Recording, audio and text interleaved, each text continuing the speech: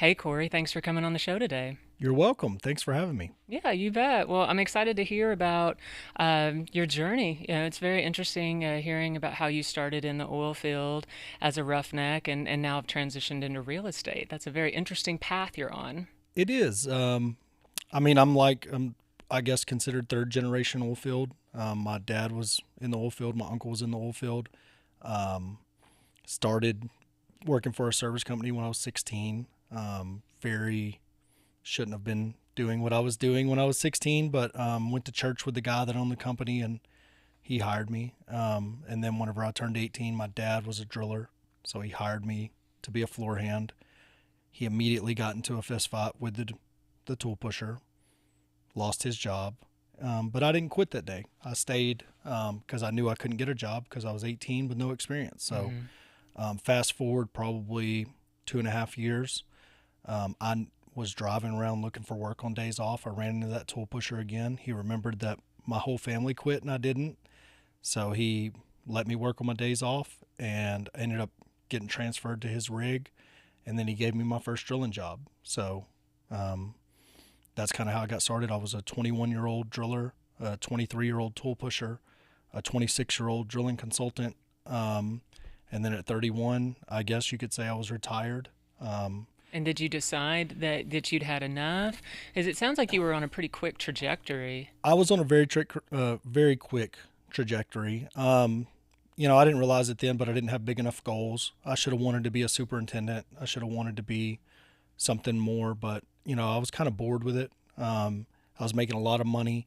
I'd done the math on my life. I was going to make $12 million. I was going to save most of it, and I was going to retire at like, I guess 45 or 50 or whatever it was, whatever I'd done the math on. And I had this plan, but you get in the oil field, especially right out of high school, you don't know anything.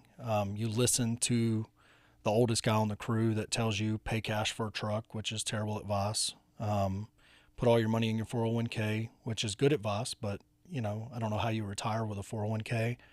And then save your money. And so you just kind of start that path and you do it. But looking back, taking advice from a 60-year-old that isn't retired Oh, yeah. isn't great retirement advice. Right. That's a good point. So, but you kind of do it and you work, and I was on a quick trajectory.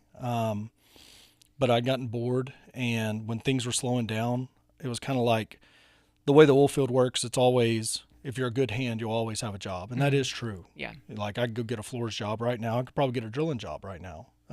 Probably if I started working floors, probably within a month I'd be drilling. And I can always do that. But can I keep that consultant job? Well, maybe if my boss can keep his superintendent job, Mhm. if his district manager can keep his district manager job, you're really relying upon Yeah, unknown variables that could change at a moment's notice for multiple reasons. multiple reasons. And it's kind of one of those things. You make a good hand for anybody, like just like the tool pusher that I made a hand for by not quitting the day my dad quit. Hmm. He gave me an opportunity into the future. A lot of people were like that. You always, I was kind, I don't know what I don't know how to word it. I would bounce from job to job. They have a name for it in the oil field. Probably not a very nice name, but like job hopping is what you're It, talking about. yeah, they had a colorful term for it, but I would chase a 50 cent an hour raise to go to work for another contractor. And then whenever I got to consulting, it was kind of like you're just there, you're learning, you're getting your feet under you, you're working nights, and then you get a day job, and then like for me, I never will forget the day that um, I was on LinkedIn, as a matter of fact, and this guy reached out to me, and they were paying $1,700 a day. Well, I was making $1,100 a day. $800 a day is a big pay raise. Mhm. And then they paid 17 days a month, which is weird because normally you get 14 days and a travel day. That's 15 days a month, but they were paying 17, and I was like, oh, this is $800 a day, 2 more days on my pay, plus mileage. That math adds up pretty good. It adds up very good. And so I went to work, and then you get there and you realize the expectation matches the pay. They are like, they wanted a young guy. Gotcha. They wanted somebody that was You're gonna have to earn that extra. not earn it, but you better be on top. You better know everything that's going on. You better know where all the bay rod is. It ain't the mud engineer's fault. We don't have enough chemicals on location. You didn't inventory the chemicals on Gotcha. location. So you're micromanaging everything was their expectation. And so we did it. I mean, I did it. We were working in Oklahoma. They packed up their whole Oklahoma operation and moved us to the Permian. That was my first experience in the Permian. I'd never, in my whole field career, I'd never been to the Permian. Wow, what was that like? Were you shocked by it? Because it can be a little overwhelming if you've never been out there. Oklahoma was terrible. Oklahoma was the worst place I ever worked. Nothing against people from Oklahoma, but I was working just south of Chickasha, Oklahoma. It was 110 degrees in the summer, Mm. and we saw negative 30 that winter. Lake Chickasha froze. That's where we were getting our water out of, and it froze solid. And I was like, this is terrible. Like this is That is terrible. like no wind walls, no winterization on the rig. So like normally you go to work in Pennsylvania or North Dakota or somewhere, Colorado. I worked in Colorado. You have winterization. You have steam heaters. You have wind walls. Hmm. You know, The South usually just toughs it out. we just tough it out. But then you're in Oklahoma. You're like, why do y'all not have wind walls? Hmm. Like this is crazy. This is like this every winter. Like every winter y'all go through this in Oklahoma and just don't put up a tarp or nothing. Like that's crazy. So, anyways, when we left from Oklahoma and we went out there, we were working for a oil company, the energy company, and then you get new contractors. So the drilling companies that we had working for us in Oklahoma, they didn't retain them. So you're going out there and you're working blind. You don't have the same crews.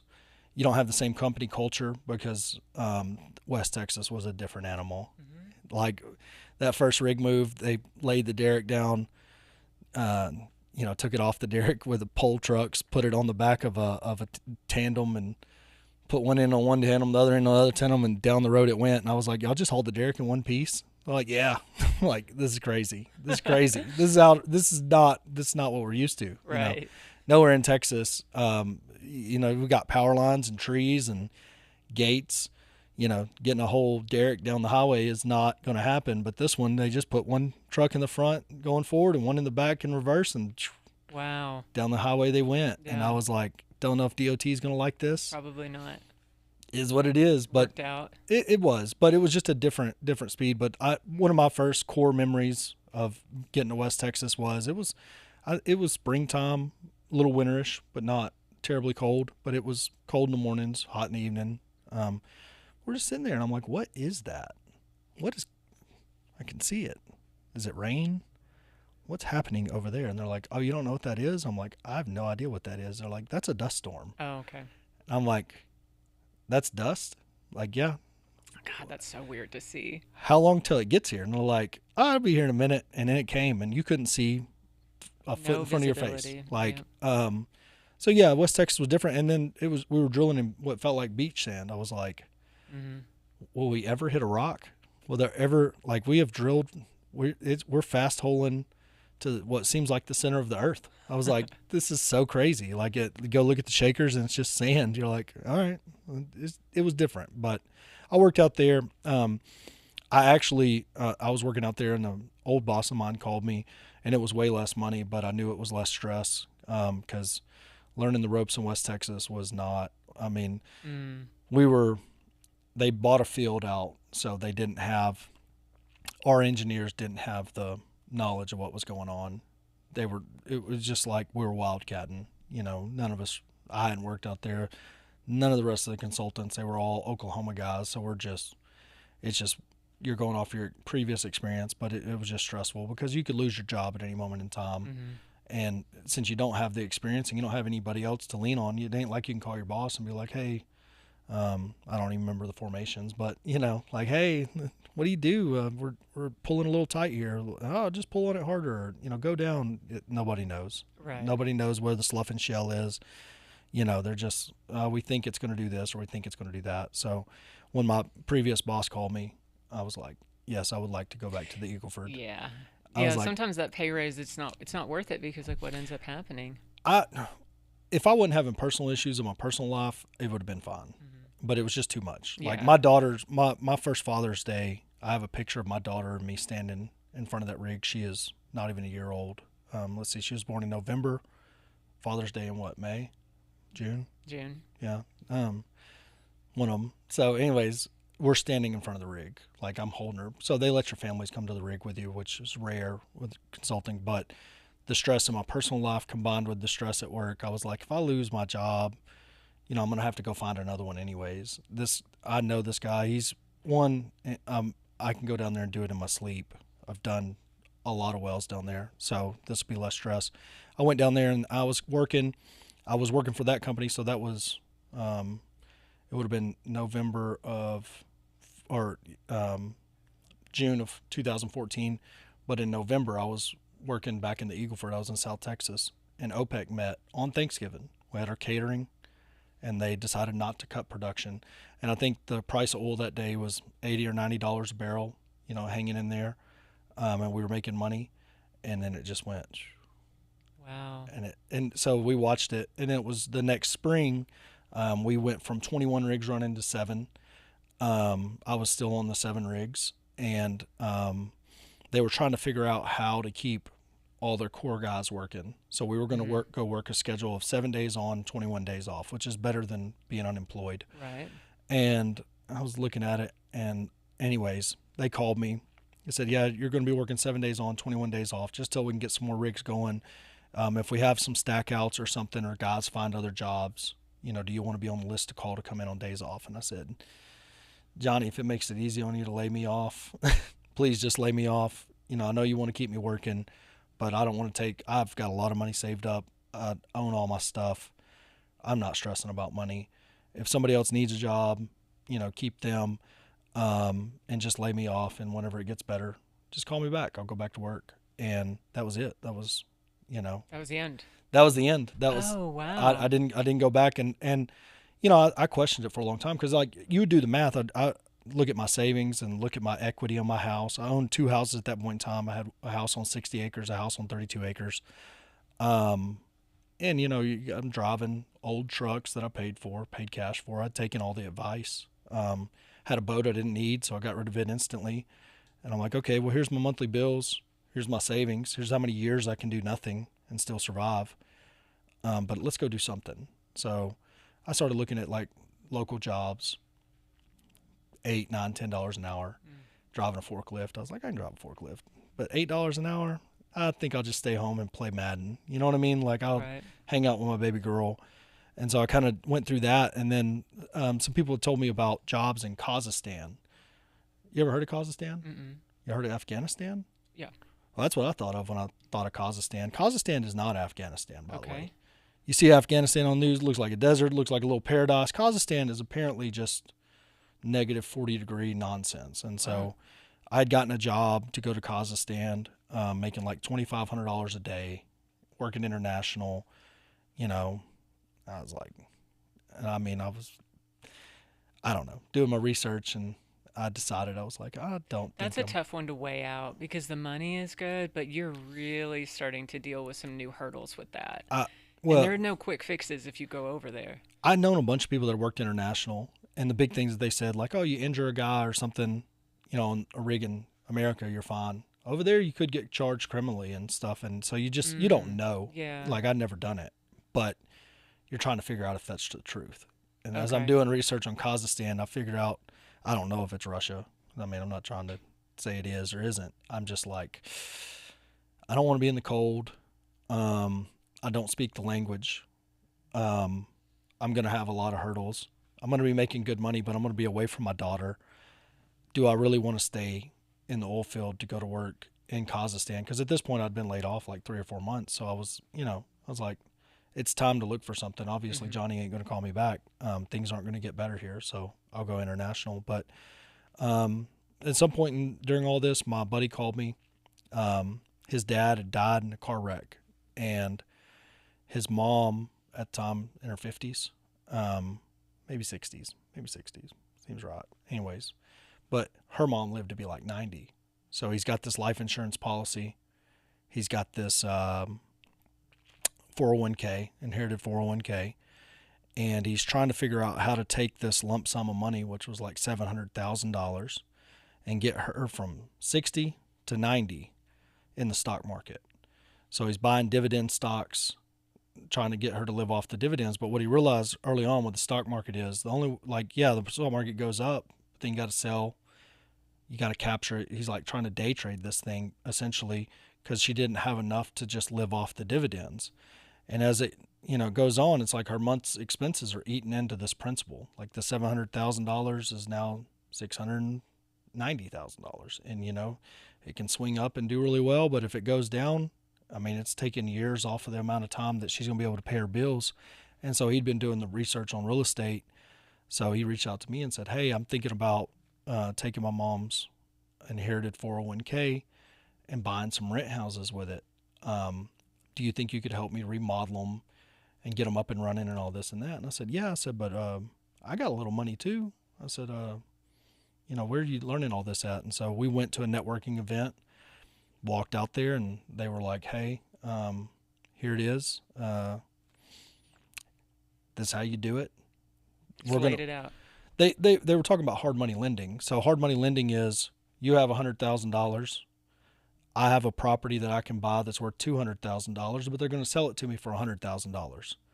So you will loan me your whole $100,000. I bring nothing to close it, $0. You're going to loan me the full amount, and now I own the house and it's worth 50% of what I can sell it for.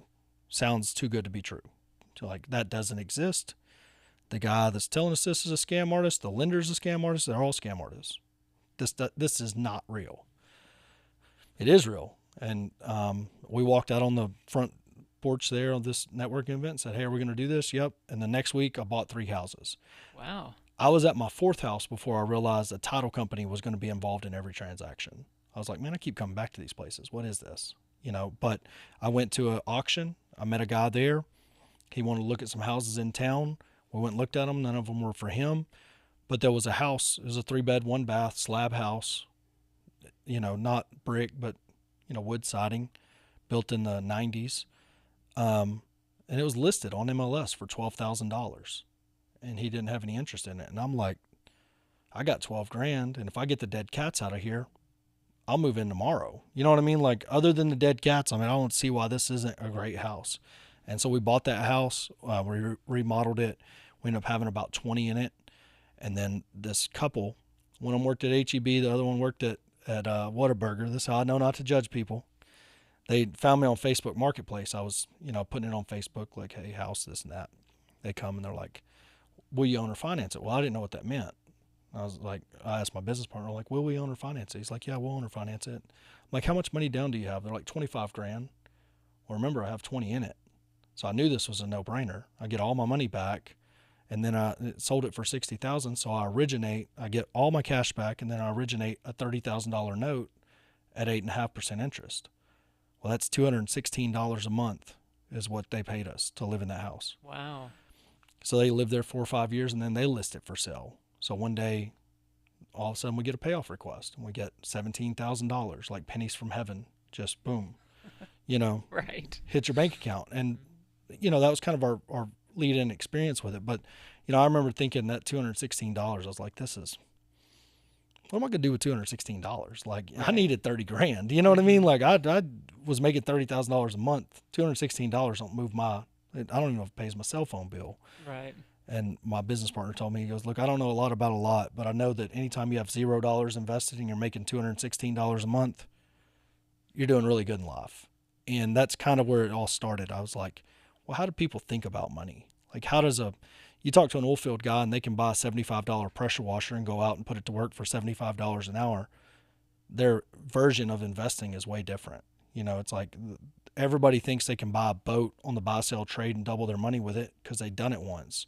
But you can't do it at scale. That's not really investing. That's like a side hustle. Mm-hmm. The big institutions, like they last week, 550 billion with a B dollars in mortgage notes, non-performing mortgage notes. They had been, like, somebody went into foreclosure and they'd modified the loan. And so these tier 1 institutions can't have those assets on their book to keep their tier 1 rating. So they lump them up together and they sell them. And a company bought $550 billion worth of real estate notes that have already proved they're probably going to go to foreclosure.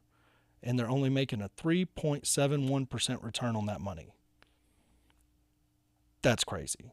And I'm like, well, why did they do it? Well, they bought the notes, loan to value on the portfolio is 47%, which means they essentially bought a bunch of real estate for 50 cents on the dollar.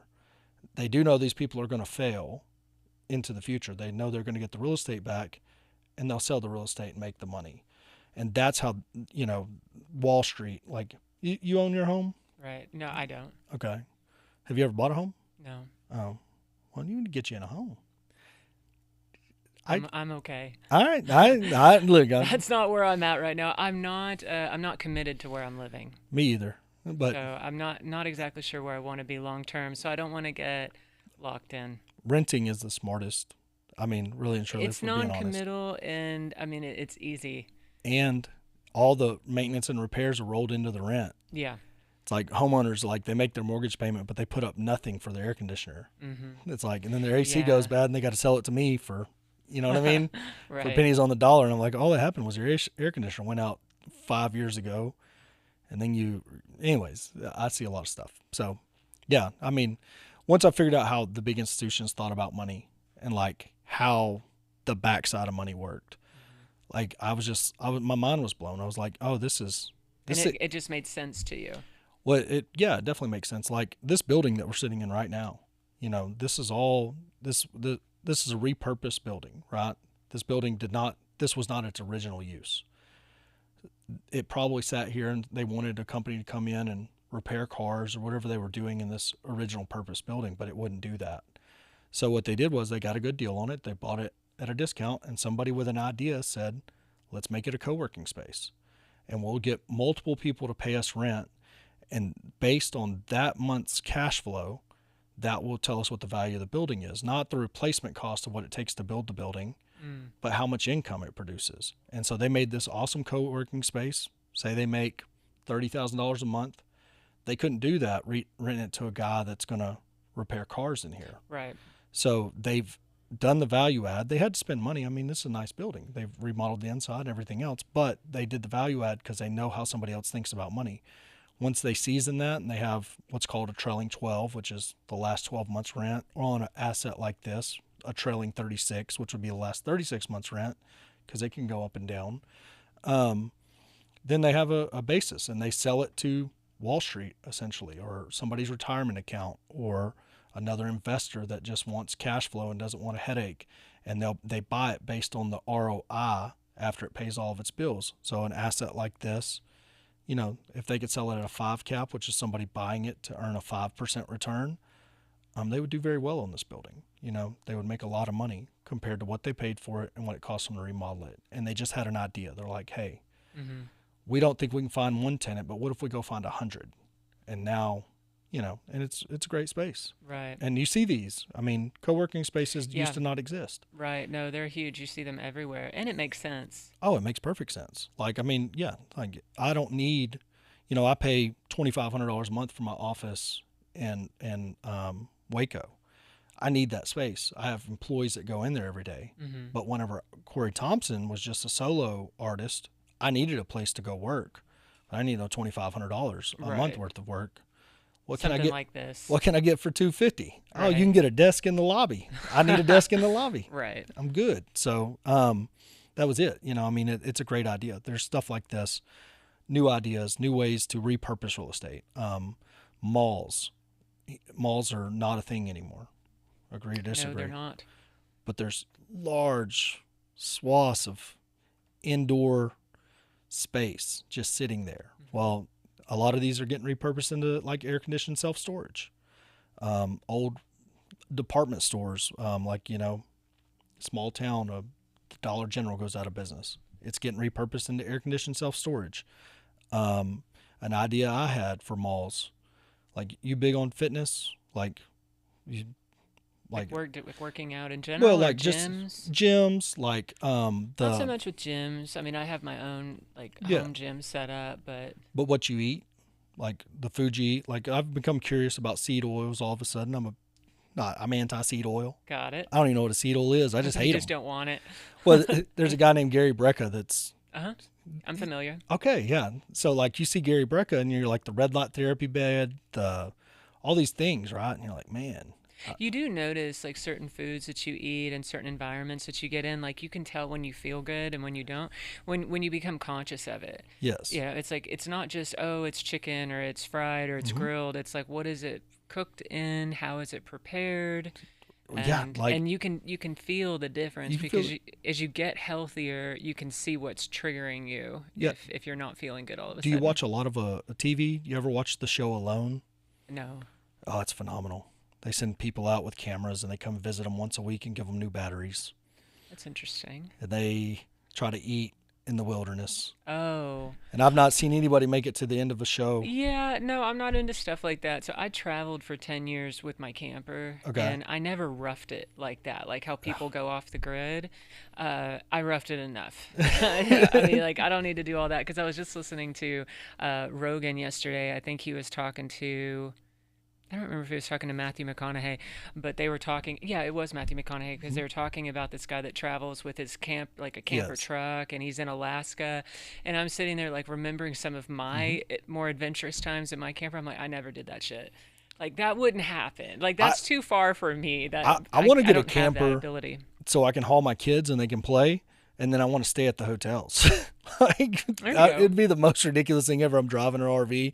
I don't even want to put the jacks down and hook up You the just poop park. tube. I just want to pull into a hotel and take up 6 parking spaces and go upstairs and have good running water and all that. But people love it. Yeah, no, I'm the same way. I won't go camping. Like people would ask me why I don't go camping. I'm like, I live borderline anyway. I'm like, I don't need the tent and the I, sleeping bag. I lived enough years working outside with swamp ass. I'm like, I don't know why people would do this for fun.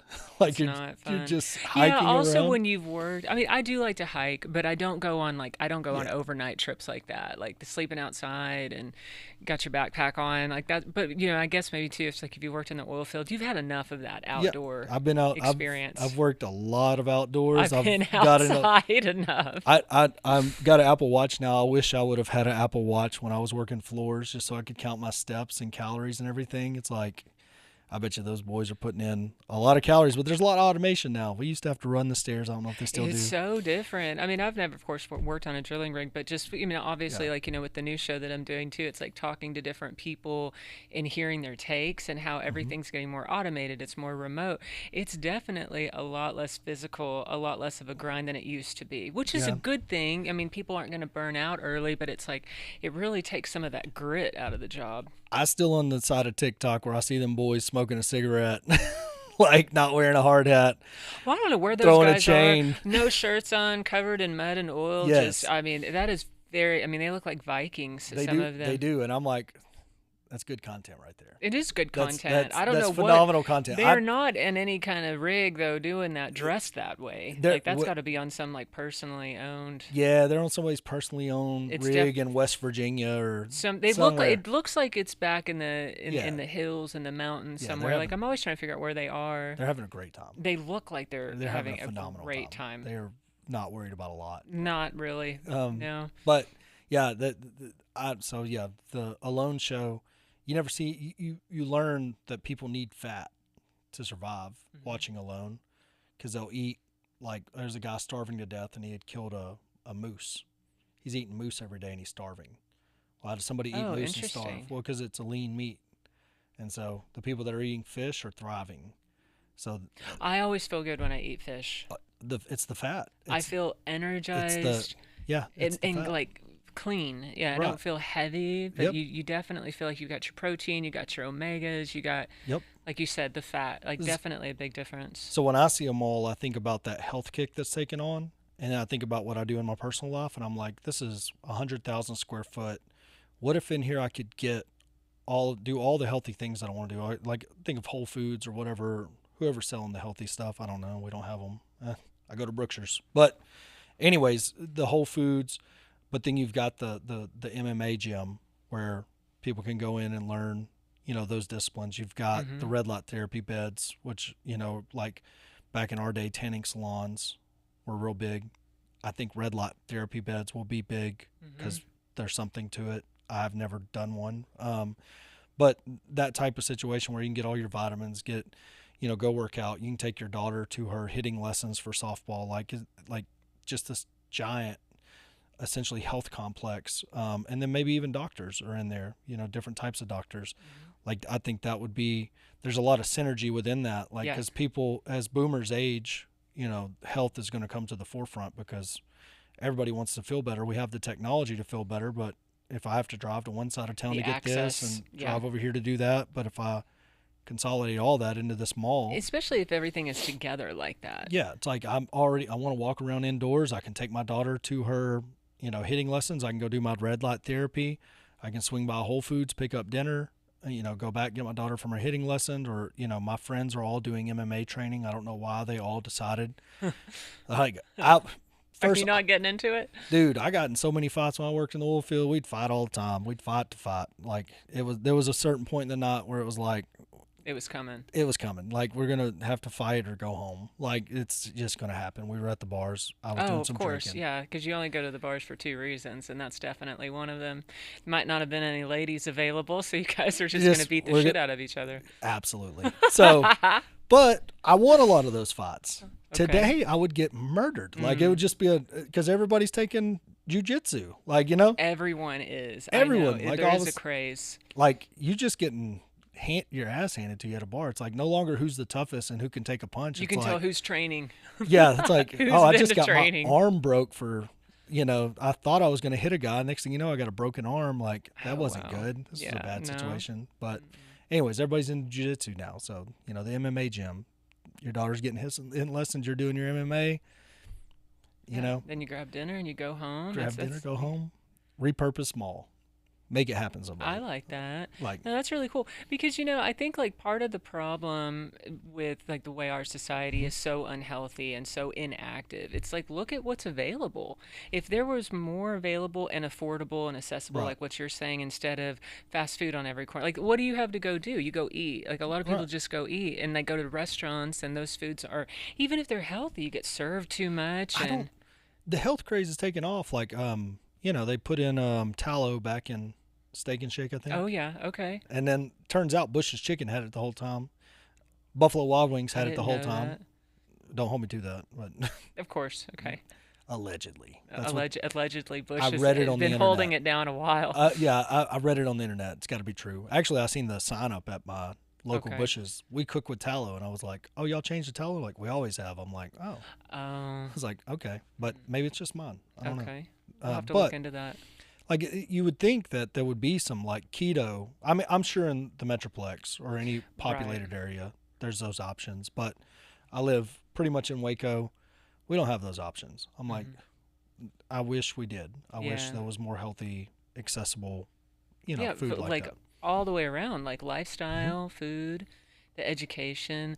The rural communities definitely get left behind because you have, when you look at any small town, you've at least got a Dollar General and a Sonic. Nothing's happening. 100%. Nothing good is happening in They're either of those putting Dollar stores. Generals in places where they want towns to happen now, I think. Mm, You'd just be driving and hey, there's Dollar General. it's bizarre. It's in the middle of nowhere. You're It like, is. They'll just pop up. why is that here? Yeah. Like, I don't know. It's strange. It's very strange. Like, I'm like, that's a nice addition to this pasture. Right. Like, I don't know. Like, It's commercial property, like right in a residential, you've got single wide trailers on the highway and you're going, just driving, like, okay, you're leaving the city limits and then suddenly there's the Dollar General. yeah, I'm like, all right. But you know what I found out? I live in Groesbeck, Texas. Mahia is 12 miles away. Walmart will deliver all of our groceries Oh, nice. to my house That's good. for free. Oh, very cool. Like, how are y'all making money? They're trying to compete with Amazon. Yeah, but I was like, this don't make sense. So then we have DoorDash now. I don't think we have any drivers. I would err on the side of caution with them too. I, Have you ever seen those like DoorDash confessionals, like what's happening to your food? It's horrifying. I don't know if I need to watch them. You don't want to know. I don't go to DoorDash. I just know we have DoorDash because I ordered McDonald's. We got a McDonald's. Big news in Groesbeck. Got a McDonald's. I could get like $20 off of 20. I don't know. It's like I could get a coupon in my app for some money off if I spent $20, but it was delivery. I didn't realize that until Okay. I bang this thing out, and I was like, oh, McDonald's delivers. Like 2 hours later, DoorDash shows up with McDonald's. I'd already forgot about it. I was like, oh, where'd y'all get a driver from? Houston? Right. like what happened here? So, anyways, the technology's coming on, but yeah. So It is. It's still unusual though. Like as much as it's like kind of getting like woven into the fabric, it's still pretty new. And I mean, I think it's great. It's great like gig work. You know, people oh, can work for DoorDash and Uber and all of these things, especially in the city. I mean, mhm. that's going to be tougher in rural communities. But the access and being able to do things like that, like stay at home mom, or Mhm. you just want to get your groceries delivered. You don't want to go to the store. Like and that gives somebody else a job as well. Like HEB delivers I love it. curbside, and a lot of that kind of Um, was born out of the pandemic because it like suddenly we Definitely. saw like what we were really capable of, but now it's a little bit more like it's moving very It is fast. moving very fast, and but I love it. I mean, I absolutely love it. Like, I have no problem with technology. I'm like, I know, but I also know how to use it. Like I don't let it just take over. Like I can use AI and it's beneficial. It helps me. I mean, what we have access to just on our phones, but I think a lot of people will get programmed, and that's the problem. are you around the young people? Not really. I got young people that work for me. AI's like they're like AI's gonna change the world.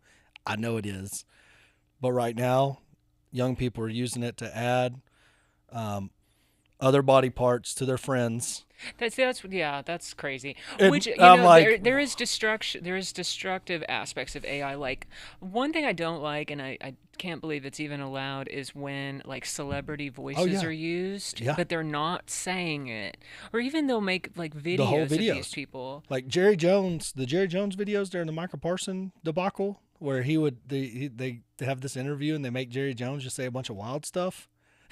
Yeah, and that's not painting those individuals in a very good light. It's And not. it's not, and like when, these big tragedies happen, oh, so and so is volunteered to pay Oh for yeah, all of this. And it's like that's so weird that you would say that and put them in that's that spot. bad.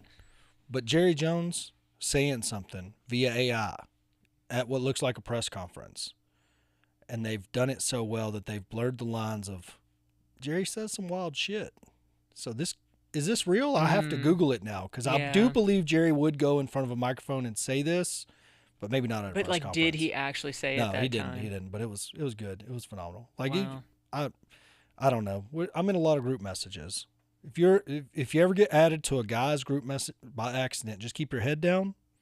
Don't poke it up. Don't let them know you're there, and then you'll see like how guys like I worked in the oil field for 10 years. I know how guys communicate. I don't we need to be in that group message. oh no, we communicate exclusively by like memes Yep. and funny videos, Yeah. like completely like and funny movie quotes. Mhm. A lot of funny movie Yeah. quotes. And have a good time doing it. We have a great time doing it. We do. I mean that so yeah.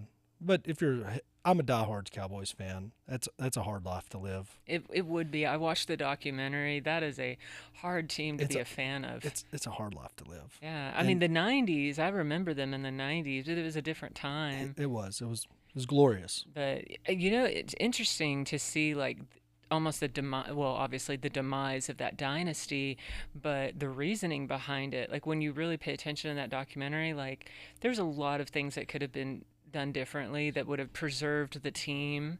But you see that, it's like you That's get egos and money and it's branding and different things that go in, like you lose the focus. oh yeah, Or you they can lose the all focus. over a Herschel Walker trade and who got credit for it. It's phenomenal. I enjoyed that. I enjoyed that I documentary. thought they did a good job. They It was did. it was criticized. There were some mixed reviews. They were talking about how it was a puff piece, and Jerry Jones was over the editorial Hmm. over it. But I think he spoke pretty I eloquently, even about his own faults and failures, and he owned up to a lot of it. I only I watched a Joe Buck interview with Jerry Jones, and Jerry Jones being in oil and gas, he almost bought the Chargers early on in his Oh, I life. remember that. Yep, and that was in the documentary. But he did this Joe Buck interview where he talked about the tolerance for ambiguity, and like when I heard Jerry Jones talk about the tolerance for ambiguity, first thing I had to do was Google the word ambiguity. But after I had that down, I was like, oh, You were ready. he is so right. Like, because basically what he says in that Joe Buck interview is there's two types of people in the world. There's a type of person that has to know they're doing work on Monday. They have to know they're getting paid on Friday. And if they don't, they can't perform. Like they can't do a task, a job, anything unless they know the work that they're doing throughout the week. They will definitely get paid on Friday. And then there's the other type of person, and he called him the riverboat gambler. I mean, it sticks with me to this day. He goes, these are people with the tolerance for ambiguity. These are the people with the tolerance for the unknown. He goes, he can go in knowing that he's going to do the work, but never know when he'll get paid for it. Never know if he's going to get paid for it. And then the more it looks like he's not going to get paid for it, and his back gets further and further against the wall, he just gets better and better and better and better and better at his job. Like the further you back them into a corner, the better they get. And he's like, I've always had the tolerance for the ambiguity, a tolerance for the unknown. He goes, there was times where I would drill a dry hole, and I'd have the phone on this ear, here, and you just drilled a dry hole, son, and I got an investor on the other ear, and I got to talk him into going in with me on the next one. And he goes, and I was really good at that. He talked about being able to get debt in that deal, but there's something to that. Like there is, throughout my entire life, I've noticed the people that, are great employees, will always be great employees. But if you got to go out and like hunt what you eat, like kill what you eat, I mean, there's a lot of people that ain't cut out for it. They come out into our business, they make 400 grand on their first deal. And all it is selling a piece of paper. Like you find this property, they're willing to sell it for $400,000 less than somebody else is willing to pay for it. And you sell them the contract and they made 400 grand. They made a consultant salary on one deal. Took them 5 hours to put the deal together. Not dollar per hour is insane. I mean, we did it. We paid a girl $400,000 for an apartment complex that she found us. One deal. And then after that, they do very well, but they don't have the staying power because they can't put together the day in day out grind that it takes, like, to find that deal repetitively. And not necessarily that deal. Basically, they get spoiled. Like that would be a hard thing it'd be hard. to grow from. And it's something that I've learned too, like doing more sales and marketing, and what I do now with my podcast is there's not always an instant reward, and there's not even the certainty of the reward. And you have to be able to show up every day and perform. And like there could be days on end, weeks on end where you don't get a return. Oh, I know. And I've had to like I'll have to do like personal inventory like periodically. Like, okay, well, I've been able to achieve this. I've got this far. Or I'll get like somebody will send me a message, or I'll close a really great deal, and then it'll kind of refuel the tank. But if you don't have that mindset, if you don't have that understanding, you could feel like you're doing something wrong because that's the nature of it. You're Well, not getting paid by the hour. not getting paid. Like in our business, I mean, we run marketing. So you get a really good list, send them mailers, they'd call, find some really good deals. You might have 5 deals in that one set of mailers. And then you re-up the mailers and do another one and strike out, nothing. Next one, nothing. Or you get what's a really good deal and then you can't get it closed. You get all the way to the closing table and the seller won't show up and close. Yeah. It's like, and then that's just the opportunity to make money. At the point that you get the deal in real estate, you still got to find somebody to buy it or find somebody to rent it before you actually get paid. So, yeah, I mean, a couple of years ago, we were like, I'm like, dude, we ain't got nothing. Like, what is going on? It is impossible to find a deal. And a guy calls us and sells us a $9 million mobile home park for $3.5 million. And you're up again. I was up again. I was like, oh, we're back. We're all the way back. And so, we made a few $100,000 on that, on the acquisition fee, but we still own it. We put it into a 10-year fund because we know how people think about money. So we were able to go raise the $3.5 million, buy it all cash. It's just sitting there. And every month, everybody pays their rent.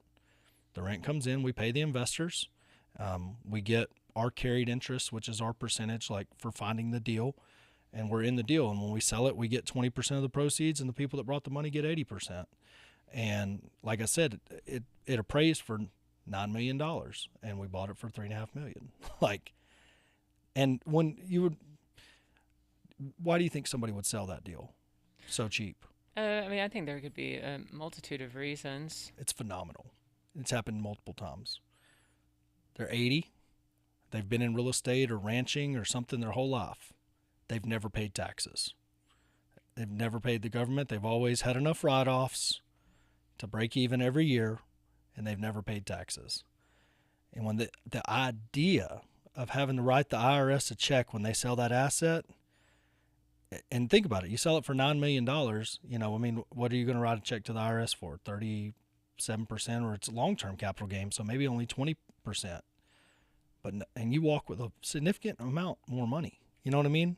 But just the principle of having to send them money, they're against it. I could see that. They are dead set against it. They're like, nope, I talked to my accountant. This is what I can sell it for, and I won't owe any taxes. Say no more, fam. Okay. Say no more, fam. So, okay, so that was a really great deal for you to come into. It's every guy that, I mean, they're all at different ages, but pretty much every 80-year-old real estate investor that bought something during the savings and loans crisis that wants to exit it. His kids don't want anything to do with it, and they're just tired of messing with it. They're self-managed. They're out there doing the work themselves. It's just beating them down. They typically, like this guy he had a staff of like 10 people. He wanted to fire them all. He didn't have the heart to fire them all. So he sold it to us, and we fired them all. We didn't really fire them all. We tried to keep them working, but they fired themselves. They were not. They didn't want to. They were like we put them doing remodels. They wanted to mow the grass. Got it. And we're like, no, we don't have. We're gonna let the tenants mow their grass. We need y'all to do remodels. They didn't want to, so they all quit. So, anyways, but yeah, that deal's. I mean, it's going to be a good deal for us. Yeah, absolutely. Well, it sounds very interesting. I can see how your paths just kind of like continued to not necessarily merge, but evolve. And because you kind of have that mindset of looking at like the future, like how is this going to affect you? What else can you do? Being aspirational.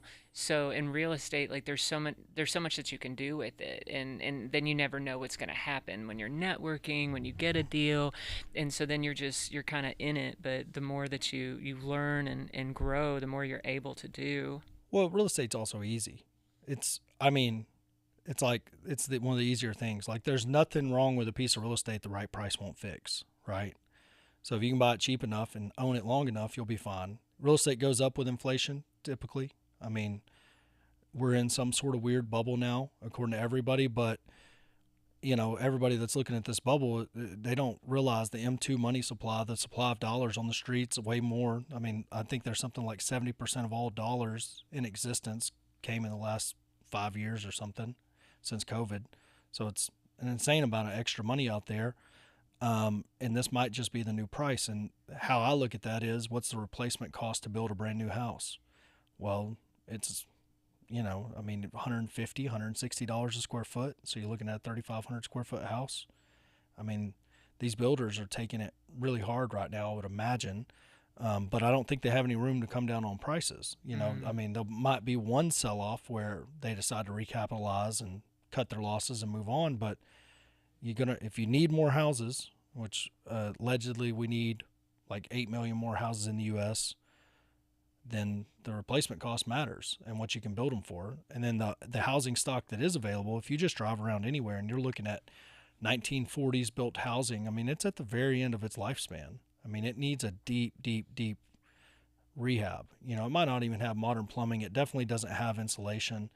It's going to be sitting on bodark stumps or something of that nature if they haven't already had to do the foundation on it. So, I mean, that housing is primed to go away. Like when you're in a small town, if you look and see a lot of vacant houses, everybody always wonders, how do you get so many vacant houses? Well, I understand how it happens because I see it every day. Grandma lived there. Nobody came to see Grandma. You know what I mean? Grandma passes away. The kid that can't afford to fix the house and sell it has to divide the money with the kids that can't afford to fix the house and sell it. So he don't want to do that. Everybody wants to hang on to it because it was Grandma's house, but nobody wants to pay for the upkeep. Nobody pays the taxes. You know what I mean? Yeah. And then it's just a vacant house sitting there. And it's, happening everywhere. Those are the opportunities we typically step in and buy, is the vacant houses. But, the housing supply, a lot of housing in America is at the end of its lifespan.